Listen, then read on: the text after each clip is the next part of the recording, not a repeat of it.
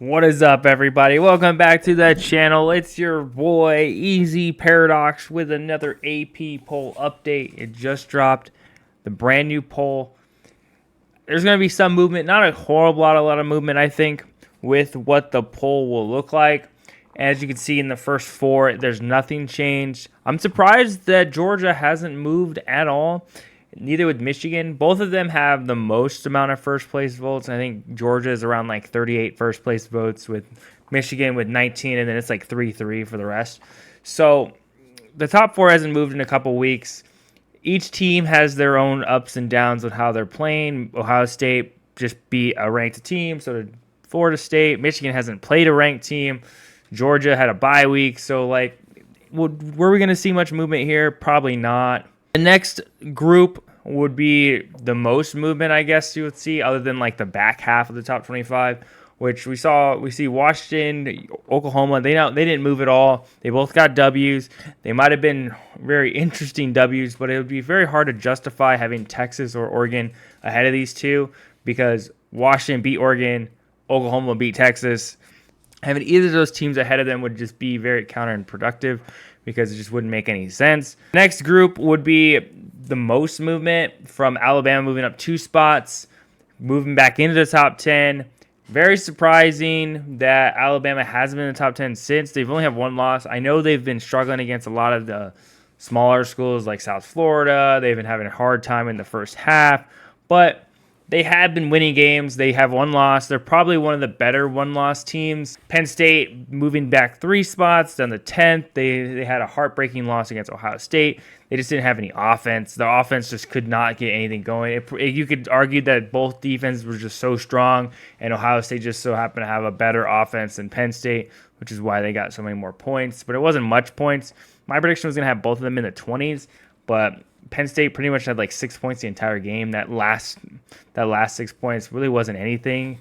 Oregon State moving up to 11th. Dude, Oregon State has not been talked about at all. There's a sleeper team running up the ranks right now. They get to play some pretty tough opponents coming up this week, and this will really show where Oregon State lies in that conversation of can they compete for the national title, or even just the Pac-12 championship.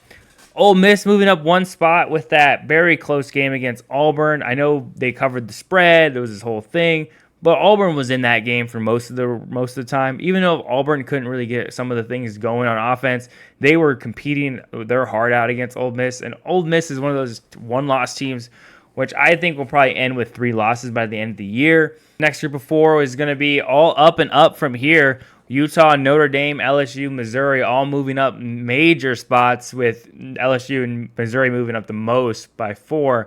Utah and Notre Dame just moving up because there were some teams, University of North Carolina losing some games, and Utah moving up 1, Notre Dame moving up 1. I think Utah is a sleeper team, just like OSU, not Ohio State, but Oregon State.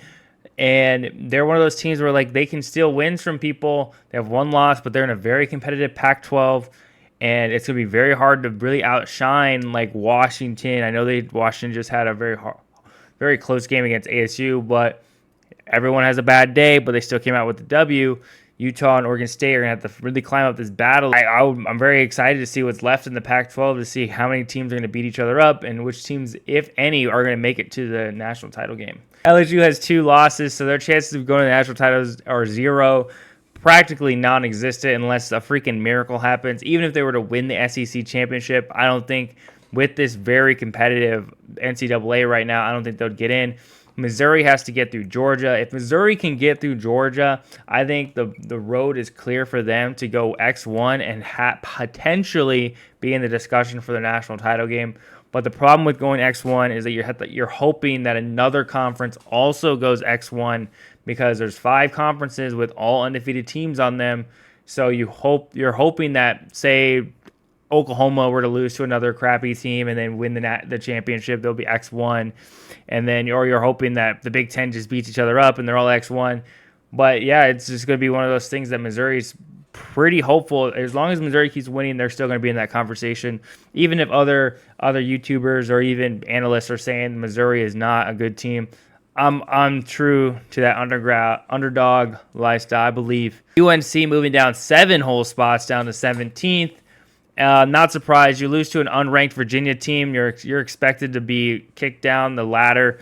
They just weren't performing well yesterday, and they were not rewarded in the slightest. They were not being forgiven either. 7 spots is a big deal, especially now that they're tied with Louisville, which is right next to them. Neither of these teams, by the way, play each other, so it's going to be a very interesting battle at the end of the year. If both these teams were to win out, who will get the tiebreaker? Who is if Louisville were to beat Duke, then Louisville will have maybe one more ranked team under their belt, but it'll be very interesting to see what the committees of these programs say about the tiebreaker.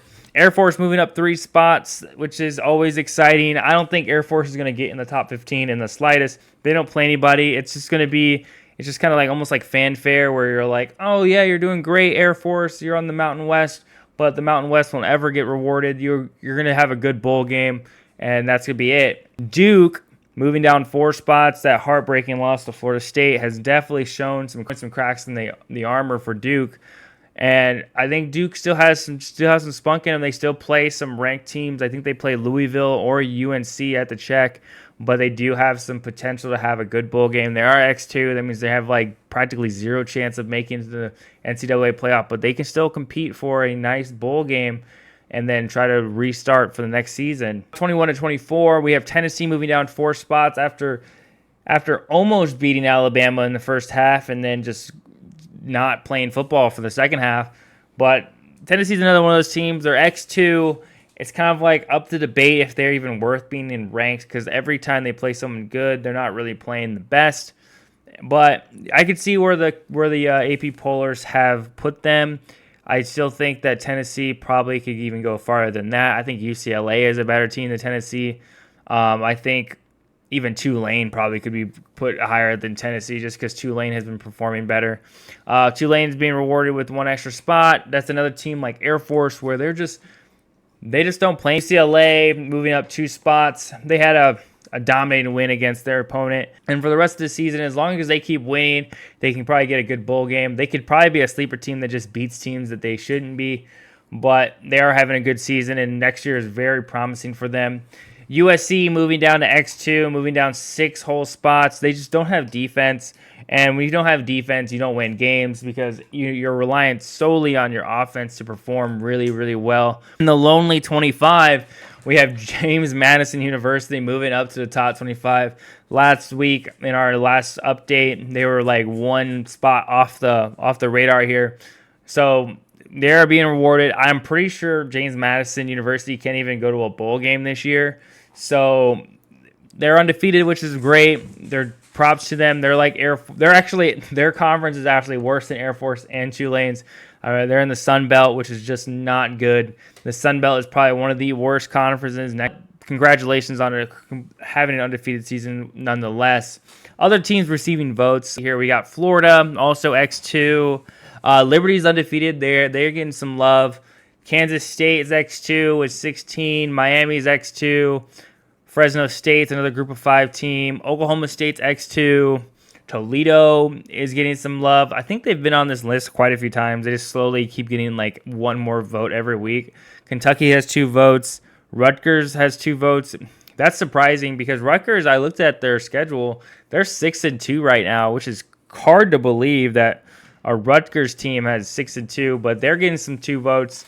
We'll see how they do for the rest of the year. UNLV is getting 1 vote.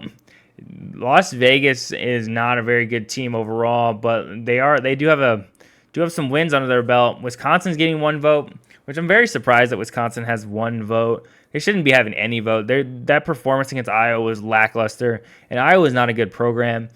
Iowa could have still be ranked, but some questionable calls, but they just don't have offense, so that you can't even justify them winning games, even if they are performing fairly decent on special teams and defense. But that's going to be it for this video, and I hope you like what you see. Please like and subscribe to follow some more. Peace!